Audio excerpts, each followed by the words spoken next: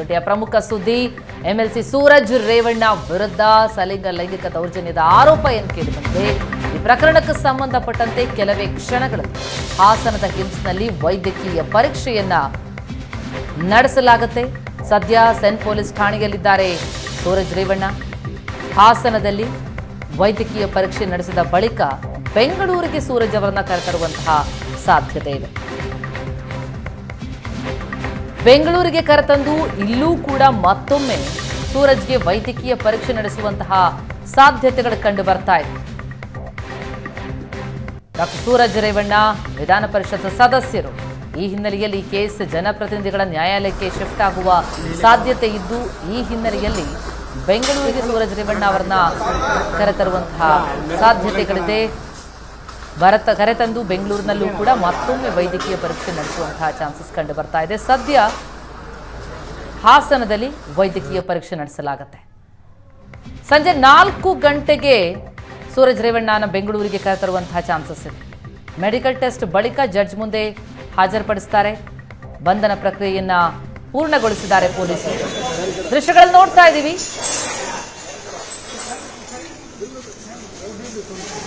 ಲೈಂಗಿಕ ದೌರ್ಜನ್ಯದ ಆರೋಪ ಎಂಎಲ್ಸಿ ಸೂರಜ್ ರೇವಣ್ಣ ಮೇಲೆ ಕೇಳಿ ಬರ್ತಾ ಇರೋದು. ಈ ಹಿನ್ನೆಲೆಯಲ್ಲಿ ಕಂಪ್ಲೇಂಟ್ ಆಗಿದೆ, ಎಫ್ಐಆರ್ ದಾಖಲಾಗಿದೆ. ಸಂತ್ರಸ್ತನ ವಿರುದ್ಧ ಸೂರಜ್ ರೇವಣ್ಣ ಬ್ಲಾಕ್ಮೇಲ್ ನ ಆರೋಪ ಮಾಡಿ ಅದಕ್ಕೆ ಸಾಕ್ಷಿಗಳನ್ನು ಕೊಡ್ತೀನಿ ಅಂತ ಹಾಸನದ ಸೆನ್ ಸ್ಟೇಷನ್ಗೆ ನಿನ್ನೆ ಹೋದಂತ ಸಂದರ್ಭದಲ್ಲಿ ನಿಮ್ಮ ಮೇಲೆ ಆರೋಪ ಇದೆ, ಲೈಂಗಿಕ ದೌರ್ಜನ್ಯದ ಆರೋಪ ಇರುವಂತದ್ದು, ವಿಚಾರಣೆಗೆ ಒಳಪಡಿ ಅಂತ ಪೊಲೀಸರು ಹೇಳ್ತಾರೆ. ಆಗ ವಿಚಾರಣೆಗೆ ಒಳಪಡ್ತಾರೆ. ವಿಚಾರಣೆ ಆಗ್ತಾ ಇದ್ದಂತೆ ರಾತ್ರಿ ವಿಚಾರಣೆ ನಡೆಸಿ ನಂತರ ಬೆಳಗ್ಗೆ ಬಂಧನಕ್ಕೊಳಪಡಿಸಲಾಗಿದೆ ಎಂಎಲ್ಸಿ ಸೂರಜ್ ರೇವಣ್ಣ ಅವರನ್ನ. ಈಗ ವೈದ್ಯಕೀಯ ಪರೀಕ್ಷೆಗೆ ಕರ್ಕೊಂಡು ಹೋಗಲಾಗಿದೆ. ಹಾಸನದ ಹಿಮ್ಸ್ನಲ್ಲಿ ವೈದ್ಯಕೀಯ ಪರೀಕ್ಷೆ ನಡೀತಾ ಇದೆ. ಆ ಪರೀಕ್ಷೆಯ ಬಳಿಕ ಬೆಂಗಳೂರಿಗೆ ಕರೆತರುವಂತಹ ಚಾನ್ಸಸ್. ಯಾಕಂದ್ರೆ ಸೂರಜ್ ರೇವಣ್ಣ ಒಬ್ಬ ಎಂಎಲ್ಸಿ, ಹಾಗಾಗಿ ಜನಪ್ರತಿನಿಧಿಗಳ ನ್ಯಾಯಾಲಯದಲ್ಲಿ ಈ ಪ್ರಕರಣದ ತನಿಖೆ ನಡೆಯುವಂತಹ ಚಾನ್ಸಸ್ ಇದ್ದು, ಜನಪ್ರತಿನಿಧಿಗಳ ಕೋರ್ಟ್ಗೆ ಈ ಕೇಸ್ ಶಿಫ್ಟ್ ಆಗುತ್ತೆ. ಹಾಗಾಗಿ ಬೆಂಗಳೂರಿಗೆ ಸೂರಜ್ ರೇವಣ್ಣ ಕರೆತಂದು ಇಲ್ಲೂ ಕೂಡ ವೈದ್ಯಕೀಯ ಪರೀಕ್ಷೆ ನಡೆಸುವ ಸಾಧ್ಯತೆ ಇದೆ. ಸದ್ಯಕ್ಕೆ ಹಾಸನದಲ್ಲೇ ಹಿಮ್ಸ್ನಲ್ಲಿ ಮೆಡಿಕಲ್ ಟೆಸ್ಟ್ ಮಾಡಲಾಗ್ತಾ ಇದೆ. ಬಲಾತ್ಕಾರದ ಸಲಿಂಗ ಕಾಮದ ಆರೋಪ ಎದುರಿಸ್ತಾ ಇರುವಂತಹ ಎಂಎಲ್ಸಿ ಸೂರಜ್ ರೇವಣ್ಣ ಅವರಿಗೆ ಬಂಧನದ ಪ್ರಕ್ರಿಯೆ ಪೂರ್ಣಗೊಳಿಸಿದ್ದಾರೆ. ಸಂಜೆ 4 ಗಂಟೆಗೆ ಬೆಂಗಳೂರಿಗೆ ಕರ್ಕೊಂಡ್ಬರುವಂತಹ ಚಾನ್ಸಸ್ ಇದೆ. ಬೆಂಗಳೂರಿಗೆ ಕರೆತಂದು ಇಲ್ಲೂ ಮೆಡಿಕಲ್ ಟೆಸ್ಟ್ ಮಾಡಿ ನಂತರ ಜಡ್ಜ್ ಮುಂದೆ ಹಾಜರುಪಡಿಸಲಾಗುತ್ತೆ. ಸದ್ಯಕ್ಕೆ ಹಾಸನದಲ್ಲೇ ಹಿಮ್ಸ್ನಲ್ಲಿ ವೈದ್ಯಕೀಯ ಪರೀಕ್ಷೆಯನ್ನ ನಡೆಸಲಾಗ್ತಾ ಇದೆ. ರಾತ್ರಿ ಇಡೀ ವಿಚಾರಣೆ ಮಾಡಿದ್ದಾರೆ. ಬೆಳಗಿನ ಜಾವ 4 ಗಂಟೆವರೆಗೂ ಕೂಡ ವಿಚಾರಣೆಯಾಗಿದೆ. ಬಂಧನಕ್ಕೊಳಪಡಿಸಿದ್ದಾರೆ. ಈಗ ಹಾಸನದ ಹಿಮ್ಸ್ಗೆ ವೈದ್ಯಕೀಯ ಪರೀಕ್ಷೆಗೆ ಅಂತ ಸೂರಜ್ ರೇವಣ್ಣ ಅವರನ್ನ ಕರ್ಕೊಂಡು ಬರ್ತಾ ಇರುವಂತಹ ದೃಶ್ಯ ನೋಡ್ತಾ ಇದ್ದೀವಿ. ಮಾಜಿ ಸಚಿವ HD ರೇವಣ್ಣ ಅವರ ಹಿರಿಯ ಪುತ್ರ, ವಿಧಾನ ಪರಿಷತ್ ಸದಸ್ಯ ಡಾಕ್ಟರ್ ಸೂರಜ್ ರೇವಣ್ಣ ವಿರುದ್ಧ ಕೇಳಿ ಬಂದಿರೋದು ಭಾರಿ ಗಂಭೀರ ಆರೋಪ. ಬಲಾತ್ಕಾರದ ಸಲಿಂಗ ಕಾಮದ ಆರೋಪ, ಲೈಂಗಿಕ ದೌರ್ಜನ್ಯದ ಆರೋಪದಡಿ ಎಫ್ಐಆರ್ ದಾಖಲಾಗಿದೆ. ಈಗ ಈ ಪ್ರಕರಣದಡಿ ಮೆಡಿಕಲ್ ಟೆಸ್ಟ್ಗಾಗಿ ಹಾಸನದ ಹಿಮ್ಸ್ಗೆ ಸೂರಜ್ರನ್ನ ಕರ್ಕೊಂಡು ಬಂದಿರುವಂತಹ ದೃಶ್ಯ.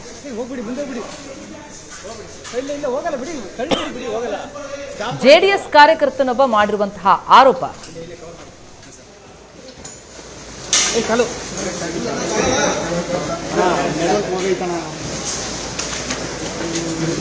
ಹೋಗಲ್ಲ ಬರಲ್ಲ ಬಿಡಿ.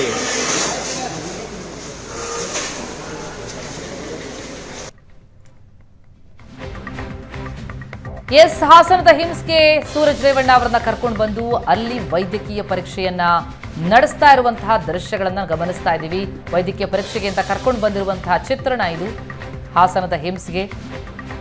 ನಿನ್ನೆ ಹಾಸನದ ಸೆನ್ ಪೊಲೀಸ್ ಠಾಣೆಗೆ ಸೂರಜ್ ರೇವಣ್ಣ ಖುದ್ದು ತಾವೇ ಬರ್ತಾರೆ. ಈ ಪ್ರಕರಣದಲ್ಲಿ ಸಂತ್ರಸ್ತ ಯುವಕ ಇದ್ದಾನೆ. ಆತ ದುಡ್ಡಿಗಾಗಿ ಬ್ಲ್ಯಾಕ್ ಮೇಲ್ ಮಾಡಿದ್ದಾನೆ ಎನ್ನುವಂತಹ ಆರೋಪ ಮಾಡಿ ಆ ದೂರಿಗೆ ಪೂರಕವಾಗಿ ಆಡಿಯೋ ಸಾಕ್ಷ್ಯಗಳನ್ನು ಕೊಡೋದಕ್ಕೆ ಅಂತ ಸೆನ್ ಪೊಲೀಸ್ ಠಾಣೆಗೆ ಬಂದಿರ್ತಾರೆ ಸೂರಜ್ ರೇವಣ್ಣ. ಆದರೆ ಅಷ್ಟರಲ್ಲಾಗಲೇ ಸೂರಜ್ ರೇವಣ್ಣ ವಿರುದ್ಧ ಸಲಿಂಗ ಲೈಂಗಿಕ ದೌರ್ಜನ್ಯದ ಆರೋಪದಡಿ ಎಫ್ಐಆರ್ ಕೂಡ ದಾಖಲಾಗಿರುತ್ತೆ. Section 377 case ದಾಖಲಾಗಿರೋದು. ಹೀಗಾಗಿ ನಿಮ್ಮನ್ನ ವಿಚಾರಣೆ ಒಳಪಡಿಸಬೇಕು ಅಂತಾರೆ ಪೊಲೀಸರು. ತಾನಾಗೆ ಬಂದು ಈ ಪ್ರಕರಣದಲ್ಲಿ ಬಂಧನಕ್ಕೊಳಗಾಗಿದ್ದಾರೆ ಈಗ ಸೂರಜ್ ರೇವಣ್ಣ. ರಾತ್ರಿಯಿಂದಲೂ ಕೂಡ ವಿಚಾರಣೆ ನಡೆಸಲಾಯಿತು. ನಂತರ ಬಂಧನ ಪ್ರಕ್ರಿಯೆ ನಡೆಸಿದ್ದಾರೆ ಪೊಲೀಸರು. ಈಗ ಮೆಡಿಕಲ್ ಟೆಸ್ಟ್ಗೆ ಟಿಮ್ಸ್ಗೆ ಕರ್ಕೊಂಡು ಬಂದಿದ್ದಾರೆ.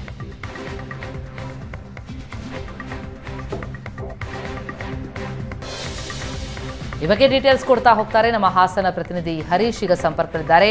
ಹರೀಶ್, ಸೂರಜ್ ರೇವಣ್ಣ ಅವರನ್ನ ಮೆಡಿಕಲ್ ಟೆಸ್ಟ್ಗೆ ಅಂತ ಹಿಮ್ಸ್ಗೆ ಕರ್ಕೊಂಡು ಬಂದಿರುವಂತಹ ದೃಶ್ಯಗಳನ್ನ ನೋಡ್ತಾ ಇದ್ದೀವಿ.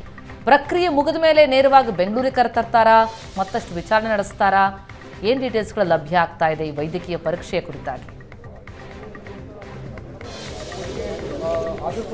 ಪ್ರತಿಮಾ, ಸೂರಜ್ ರೇವಣ್ಣನವರನ್ನು ಏನು ಅನೈಸರ್ಗಿಕ ಲೈಂಗಿಕ ದೌರ್ಜನ್ಯ ಪ್ರಕರಣದಡಿ ಬಂಧನ ಮಾಡಿ ಈಗ ಮೆಡಿಕಲ್ ಟೆಸ್ಟ್ಗೆ ಹಾಸನದ ಮೆಡಿಕಲ್ ಕಾಲೇಜಿಗೆ ಕರ್ಕೊಂಡ್ಬಂದಿದ್ದಾರೆ.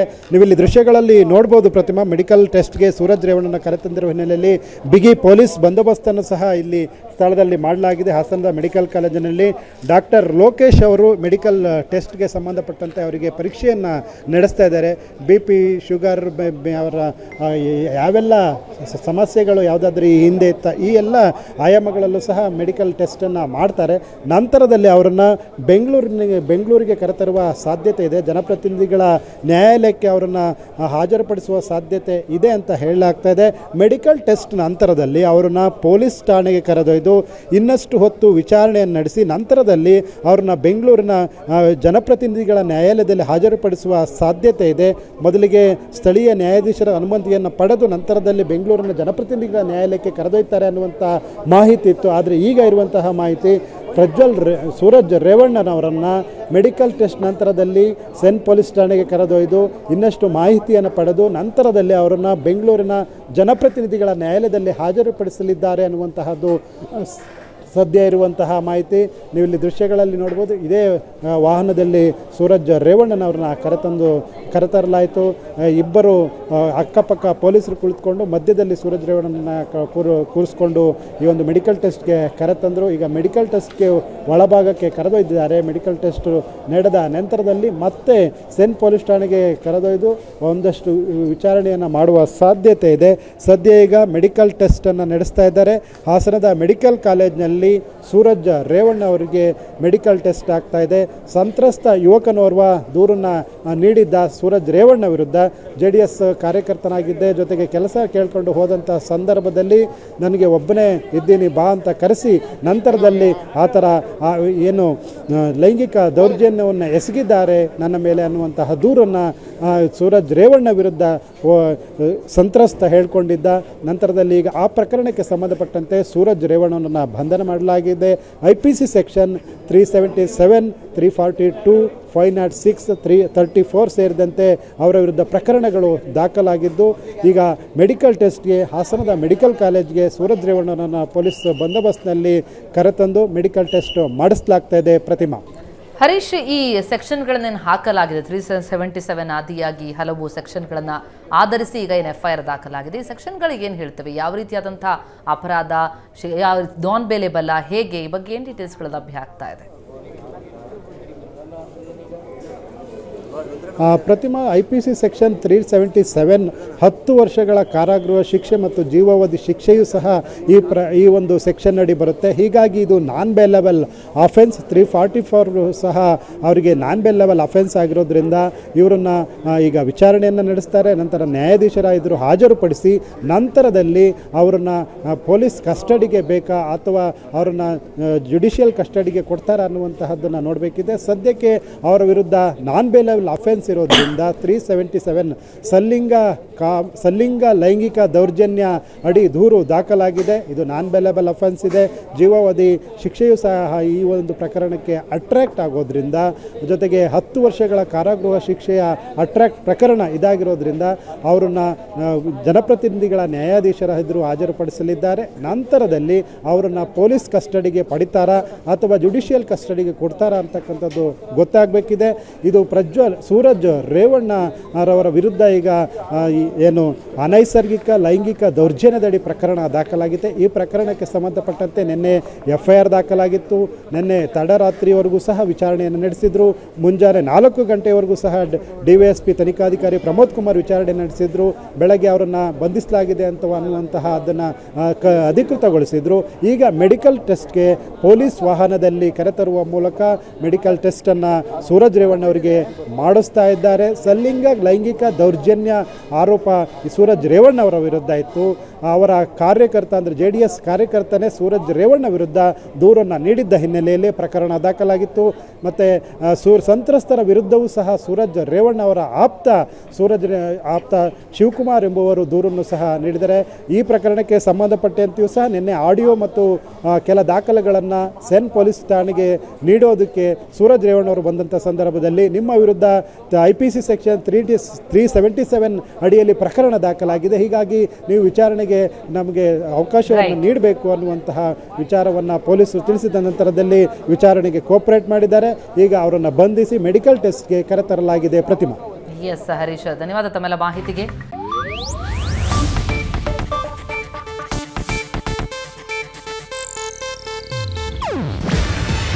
ಇದು ಏಷ್ಯಾನೆಟ್ ನ್ಯೂಸ್ ನೆಟ್ವರ್ಕ್ ಪ್ರಸ್ತುತಿ. ನೀವು ನೋಡ್ತಿದ್ದೀರಾ ಏಷ್ಯಾನೆಟ್ ಸುವರ್ಣ ನ್ಯೂಸ್.